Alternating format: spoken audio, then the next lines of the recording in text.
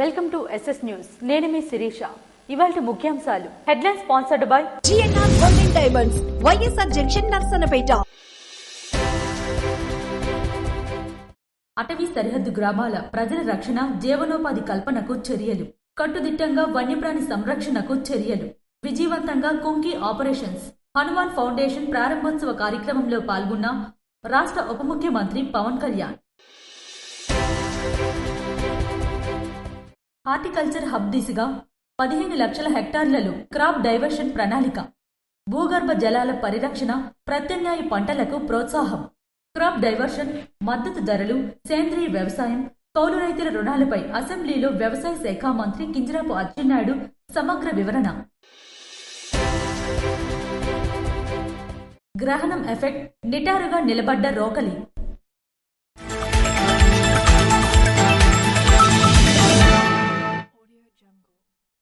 Hanuman foundation ప్రారంభోత్సవ కార్యక్రమంలో పాల్గొన్న రాష్ట్ర ఉప ముఖ్యమంత్రి పవన్ కళ్యాణ్.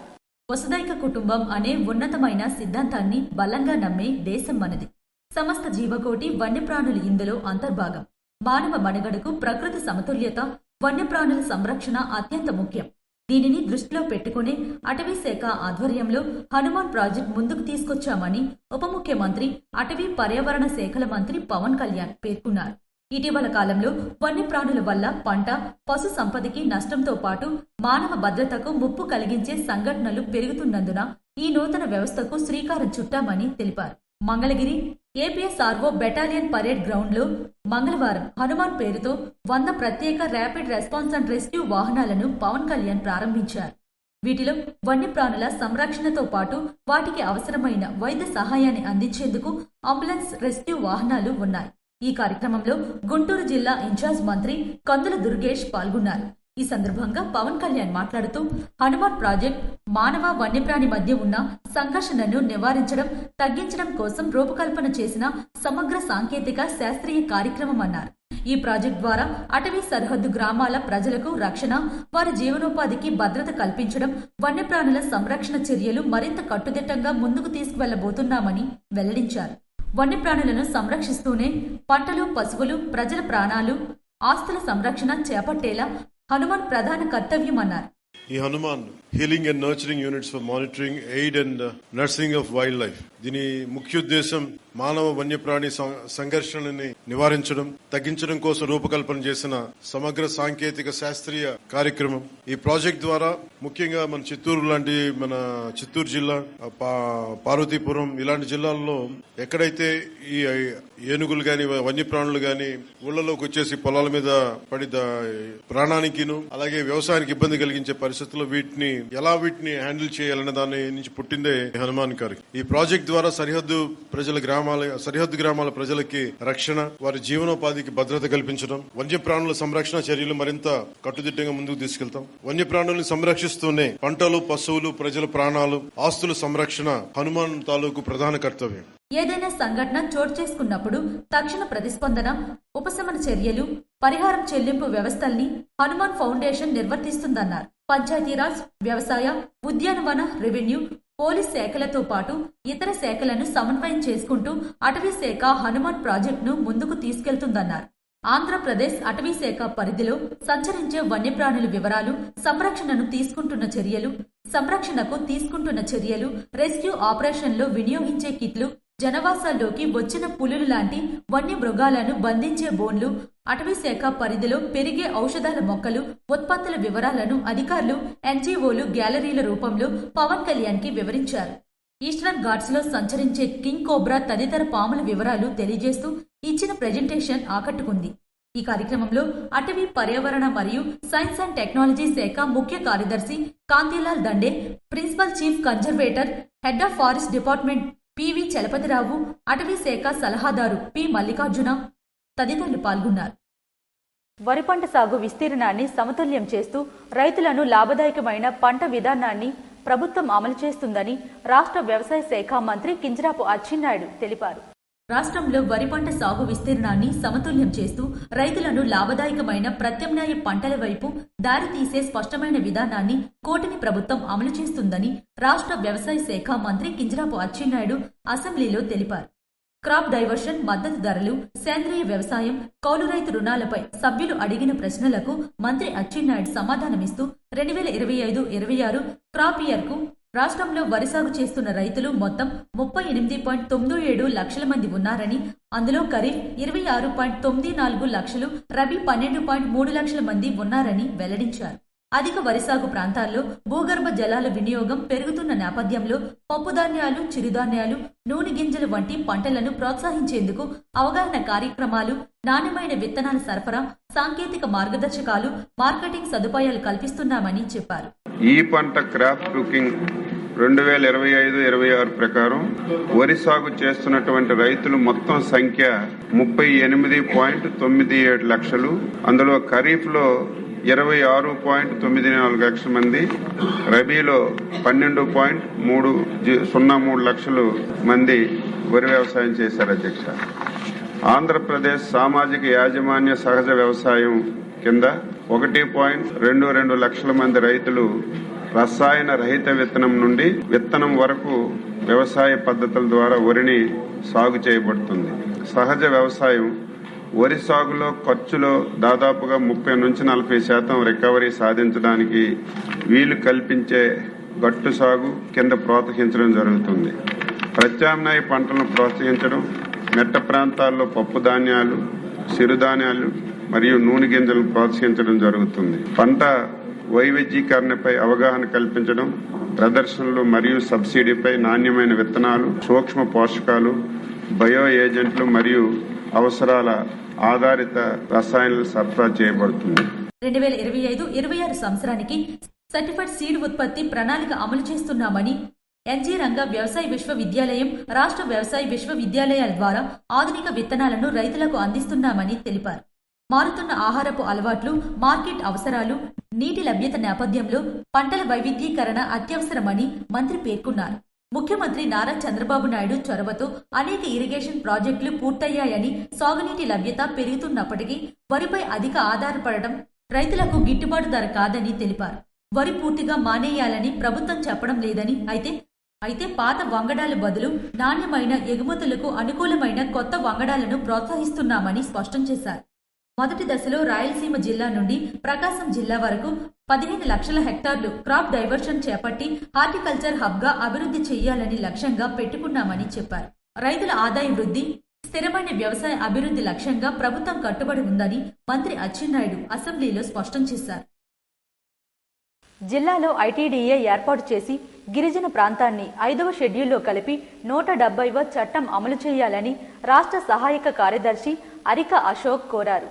జిల్లాలో ఐటీడీఏ ఏర్పాటు చేసి గిరిజన ప్రాంతాన్ని 5వ షెడ్యూల్లో కలిపి 170 చట్టం అమలు చేయాలని, గిరిజనేతరుల నుండి గిరిజన భూములను రక్షణ కల్పించాలని ఆదివాసీ గిరిజన సంఘం రాష్ట్ర సహాయ కార్యదర్శి అరిక అశోక్ కుమార్ అన్నారు. బుధవారం శ్రీకాకుళంలో జరిగిన ఆదివాసీ గిరిజన సంఘం జిల్లా సమావేశంలో ఆయన మాట్లాడుతూ, జిల్లా విభజన జరిగిన తరువాత ఈ జిల్లాలో ఐటీడీఏ లేక గిరిజనులు తీవ్ర ఇబ్బందులు గురవుతున్నారని, ఐటీడీఏ ఏర్పాటు చేస్తామన్న పాలకులు నేటికి ఆ దిశగా చర్యలు తీసుకోవడం లేదని విమర్శించారు. ఐటీడీఏ లేకపోవడంతో గిరిజన సమస్యలను వినే నాదుడే లేకుండా పోయారని ఆవేదన వ్యక్తం చేశారు.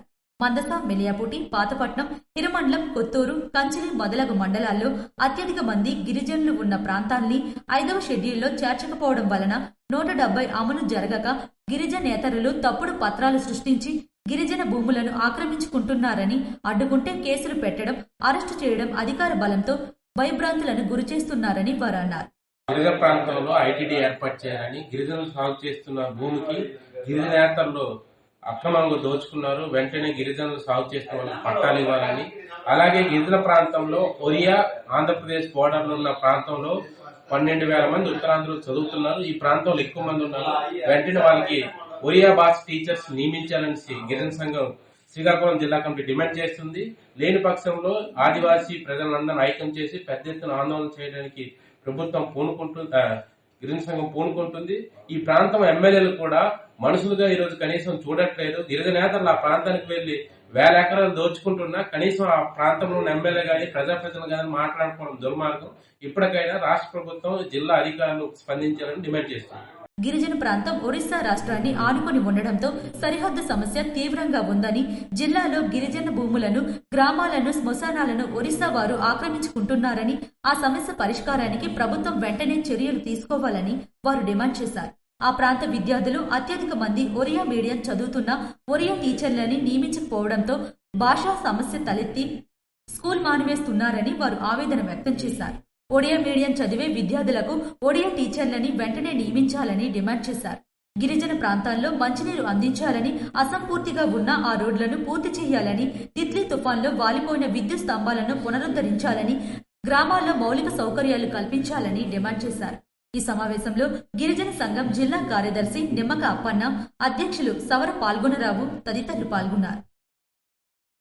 ఆరోగ్య శాఖకు కేటాయించిన 13,000 కోట్ల బడ్జెట్ను మనస్ఫూర్తిగా బలపరుస్తున్నామని ఎమ్మెల్యే గుండెశంకర్ అసెంబ్లీలో వెల్లడించారు. వైద్య ఆరోగ్య శాఖ మంత్రి సభ ముందు ఉంచిన డిమాండ్ 14 కింద వైద్యం మరియు ఆరోగ్య శాఖకు కేటాయించిన సుమారు 13,000 కోట్ల బడ్జెట్ను మనస్ఫూర్తిగా బలపరుస్తున్నామని ఎమ్మెల్యే గుండెశంకర్ తెలిపారు. గత 5 ఏళ్ల వైఎస్ఆర్ కాంగ్రెస్ పార్టీ పాలనలో రాష్ట్ర వైద్య ఆరోగ్య వ్యవస్థ పూర్తిగా దెబ్బతిందని ఎమ్మెల్యే గుండెశంకర్ తెలిపారు. ప్రభుత్వ ఆసుపత్రుల్లో డాక్టర్లు లేకపోవడం, మందుల కొరత, రోగులకు అవసరమైన మౌలిక సదుపాయాలు లేమి వంటి పరిస్థితులను సభకు వివరించారు. భవనాలకు పార్టీ రంగులు వేయడంపై చూపిన శ్రద్ధ రోగుల చికిత్సపై చూపలేదని విమర్శించారు. ఆరోగ్యశ్రీ బకాయిలను వేల కోట్ల రూపాయలుగా ఉద్దేశపూర్వకంగా పెంచి ఆరోగ్యశ్రీని అనారోగ్యశ్రీగా మార్చిన ఘనత మాజీ ముఖ్యమంత్రి వైఎస్ జగన్మోహన్ రెడ్డిదేనని పేర్కొన్నారు. ప్రైవేట్ ఆసుపత్రుల్లో పేదలకు వైద్యం అందించకుండా చేసి వారి ప్రాణాలతో చెలగాటమాడారని ఆరోపించారు. 5 ఏళ్ల పాటు వ్యవస్థను నాశనం చేసిన వారు ఇప్పుడు నీతులు చెబుతున్నారని అన్నారు. ప్రస్తుతం ప్రభుత్వం చిత్తశుద్ధితో మార్పులు తీసుకొస్తుందని తెలిపారు. గత 5 ఏళ్ల వైసీపీ పాలనలో రాష్ట్ర వైద్య ఆరోగ్య వ్యవస్థను ఏకంగా ఐసీయూలో పెట్టారు. ఆనాడు ప్రభుత్వ ఆసుపత్రుల్లో డాక్టర్లు ఉండరు, మందులు దొరకవు, కనీసం రోగులకు వాడే సిరంజీలు, సెలైన్ల బాటిల్ కూడా లేని దౌర్భాగ్య స్థితికి ఆరోగ్య వ్యవస్థను దిగజార్చారు. భవనాలకు తాము పార్టీ రంగులు వేసుకోవడం మీద ఉన్న శ్రద్ధ రోగులకు వైద్యం అందించడం మీద గత ప్రభుత్వానికి ఏనాడూ లేదు. వేల కోట్ల రూపాయల ఆరోగ్యశ్రీ బకాయిలను ఉద్దేశపూర్వకంగా పెండింగ్ పెట్టి ఆరోగ్యశ్రీని అనారోగ్యశ్రీగా మార్చిన జగన్మోహన్ రెడ్డి ప్రైవేట్ ఆసుపత్రుల్లో పేదలకు వైద్యం అందకుండా చేసి వారి ప్రాణాలతో చెలగాటమాడాడు. 5 ఏళ్ల వ్యవస్థను నాశనం చేసిన వారు ఇప్పుడు అపోజిషన్ లో కూర్చొని మనకు నీతులు చెబుతున్నారు. సామాన్య పేద ప్రజలకు కూడా కార్పొరేట్ స్థాయి ఆధునిక వైద్యం ఉచితంగా అందాలన్న సదుద్దేశంతో ఆసుపత్రుల్లో మౌలిక సదుపాయాలను మెరుగుపరచడానికి మన ప్రభుత్వం పీపీపీ మోడల్ తీసుకొస్తుంటే వీళ్లకు కడుపు మంటగా ఉంది. అభివృద్ధి చేయడం చేతగాని వీళ్లు మనం పీపీపీ విధానం ద్వారా నైపుణ్యం ఉన్న సంస్థలను భాగస్వామ్యం చేసి వసతులను పెంచుతుంటే పదే పదే విమర్శిస్తున్నారు. 5 ఏళ్లు రాష్ట్రాన్ని దోచుకోవడం, దాచుకోవడం అలవాటైన వారికి ఇలా పారదర్శకంగా ప్రజల కోసం అభివృద్ధి చేయడం ఎలా అర్థమవుతుంది అధ్యక్ష? మన ప్రభుత్వం అధికారంలోకి వచ్చిన వెంటనే ఎంతో చిత్తశుద్ధితో మార్పులు తీసుకువస్తుంది. గత ప్రభుత్వం ఎగ్గొట్టిన ఆరోగ్యశ్రీ బకాయిలను దశలవారీగా చెల్లిస్తూ పేదలకు భరోసా కల్పిస్తున్నామని చెప్పారు. ప్రభుత్వాసుపత్రుల్లో మందుల కొరత లేకుండా పూర్తి స్థాయిలో అందుబాటులో ఉంచామని, మారుమూల గ్రామాల్లో సైతం ఉచిత వైద్య శిబిరాలు నిర్వహిస్తున్నామని వెల్లడించారు. ప్రత్యేకంగా శ్రీకాకుళం జిల్లాలో ఆసుపత్రులు మౌలిక సదుపాయాల అభివృద్ధికి యుద్ధ ప్రాతిపదికన చర్యలు తీసుకుంటున్నామని తెలిపారు. ఖాళీ పోస్టులను భర్తీ చేస్తూ 3 పీహెచ్సీలను అప్డేట్ చేసి దాదాపు సుమారు 2 కోట్లతో అభివృద్ధి పనులు చేపట్టినట్లు చెప్పారు. రాష్ట్ర వ్యాప్తంగా అసంపూర్తిగా ఉన్న డ్రగ్ కంట్రోల్ భవనాన్ని పూర్తి చేశామని వెల్లడించారు. శ్రీకాకుళం జీజీహెచ్లో దాదాపుగా సుమారు 35 కోట్లతో నిర్మాణంలో ఉన్న భవనాన్ని పూర్తి చేసి అవసరమైన ఇన్ఫ్రాస్ట్రక్చర్ కల్పించామని తెలిపారు. ఇటీవల డయేరియా వ్యాప్తి సమయంలో ముఖ్యమంత్రి నారా చంద్రబాబు నాయుడు, మున్సిపల్ మరియు ఆరోగ్య శాఖ మంత్రులు, హెల్త్ డిపార్ట్మెంట్ సిబ్బంది సమన్వయంతో పరిస్థితిని పూర్తిగా అదుపులోకి తెచ్చారని పేర్కొన్నారు. శ్రీకాకుళంలో జీజీహెచ్కి దాదాపు 35 కోట్లతో ఉన్న అసంపూర్తిగా ఉన్న బిల్డింగ్స్ ని అవి కూడా పూర్తి చేసి దానికి కూడా ఇన్ఫ్రాస్ట్రక్చర్ కూడా ఇవ్వడం జరిగింది అధ్యక్ష. అదే కాక మొన్నే డయేరియా వచ్చి శ్రీకాకుళంలో డయేరియా వచ్చినప్పుడు ప్రభుత్వం తక్షణమే స్పందించి సీఎం గారు అలాగే మున్సిపల్ శాఖ మంత్రి నారాయణ గారు అలాగే గౌరవ ఆరోగ్య శాఖ మంత్రి గారు, హెల్త్ డిపార్ట్మెంట్ అంతా అప్రమత్తమై పూర్తిగా కంట్రోల్ చేయడం జరిగింది అధ్యక్ష. దీన్ని తట్టుకోలేక వైసీపీ నాయకులు ఎన్ని అలజడి సృష్టించినా శ్రీకాకుళం ప్రజల మద్దతుతో దాన్ని కూడా అధిగమించగలిగాం. తరాలు మారినా సనాతన సాంప్రదాయాలు ఇంకా కొనసాగుతూనే ఉన్నాయి అనడానికి ఈ చిత్రమే ఉదాహరణ. తరాలు మారిన సనాతన సాంప్రదాయాలు ఇంకా కొనసాగుతూనే ఉన్నాయి అనడానికి ఈ చిత్రమే ఉదాహరణ. చంద్రగ్రహణం వచ్చినప్పుడు ఇత్తడి పల్లెంలో నీళ్లు పోసి రోకలి నిలబెట్టే ఆచారం ఇంకా పోలేదు. చంద్రగ్రహణం సందర్భంగా రోకలిని నిలబెట్టిందో మహిళ. ఈ ఘటన విజయనగరం జిల్లా రాజం నరసింహనాయుడు కాలనీలో చోటు చేసుకుంది. చంద్రగ్రహణం రావడంతో కాలనీకి చెందిన పాలపత్తి సరస్వతి అనే మహిళ తమ ఇంటి వద్ద ఇత్తడి పల్లెంలో పసుపు నీరు పోసి రోకలిని నిలబెట్టారు. గ్రహణం వీడేంత వరకు ఎలాంటి ఆధారం లేకుండా రోకలి నిలబడుతుందని వారి నమ్మకం. నిలబెట్టిన రోకలి కింద పడితే చంద్రగ్రహణం ముగిసినట్లుగా వారు భావిస్తారు. తమ పూర్వీకులు గ్రహణ పట్టు విడుపులు ఇలానే తీసుకునే వాళ్ళని చెబుతున్నారు. నేటికి ఇదే సాంప్రదాయం కొనసాగిస్తున్నామని వారు వివరించారు. విజయనగరం ఎంపీ కల్సెట్టి అప్పలనాయుడు రంజాన్ మాసం పురస్కరించుకుని చీపురుపల్లి నియోజకవర్గంలోని జామియా మసీదులో ప్రార్థనలు చేశారు.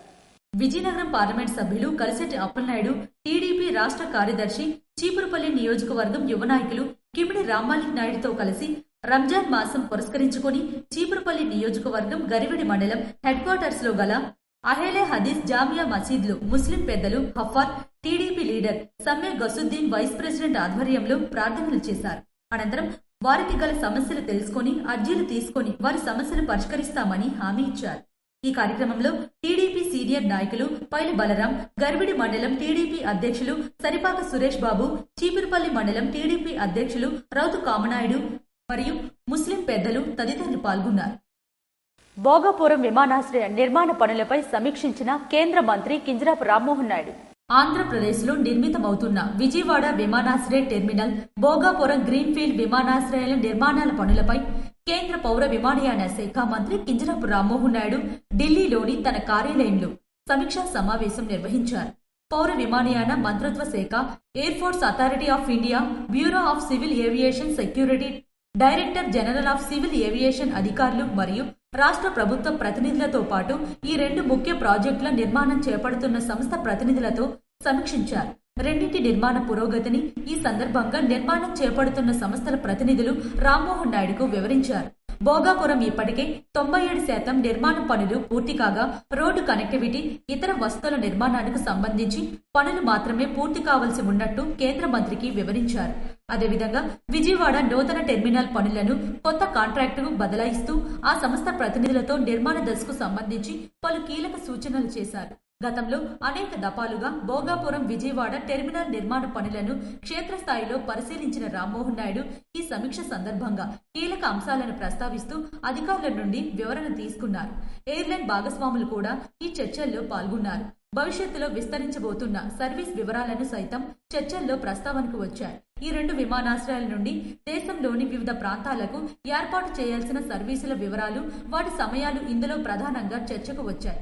ఆంధ్రప్రదేశ్ అభివృద్ధి దిశను మార్చబోతున్న ఈ 2 ప్రాజెక్టులు పూర్తి చేసిన తరువాత రాష్ట్ర ప్రజల కనెక్టివిటీ మరింత పెరుగుతుందని రామ్మోహన్ నాయుడు ఆనందం వ్యక్తం చేశారు. అంతర్జాతీయ స్థాయి సంస్థలు ఆంధ్రప్రదేశ్లో వచ్చి పెట్టుబడులు పెడుతున్న వేళ ఈ విమానాలు సైతం అభివృద్ధి వేగం పెంచేలా కీలక పాత్ర పోషించనున్నాయని స్పష్టం చేశారు. నర్సన్నపేట మండలంలోని అంపలం ప్రాథమిక పాఠశాలను ఎంఈఓ ఉప్పాడి శాంతారావు సందర్శించారు. నర్సన్నపేట మండలం అంపలం ప్రాథమిక పాఠశాలను బుధవారం ఎంఈఓ ఉప్పాడి శాంతారావు సందర్శించారు. విద్యార్థుల హోంవర్క్లను, వర్క్బుక్లను ఆయన పరిశీలించారు. ఈ సందర్భంగా ఆయన విద్యార్థులకు సూచనలు అందిస్తూ ప్రతిరోజు డిక్టేషన్ ఇవ్వాలని హెచ్ఎంకు సూచనలు చేశారు. పాఠశాల మౌలిక వసతులపై తగు చర్యలు తీసుకోవాలని ఆయన పేర్కొన్నారు. చిత్తూరులో జరిగిన ప్రమాదంలో ఒకే కుటుంబానికి చెందిన 5గురు దుర్మరణం. చిత్తూరు జిల్లాలో రోడ్డు ప్రమాదం జరిగింది. గంగవరం మండలంలోని దండపల్లి క్రాస్ వద్ద బెంగళూరు చెన్నై జాతీయ రహదారిపై జరిగిన ప్రమాదంలో ఒకే కుటుంబానికి చెందిన 5గురు అక్కడికక్కడే మృతి చెందారు.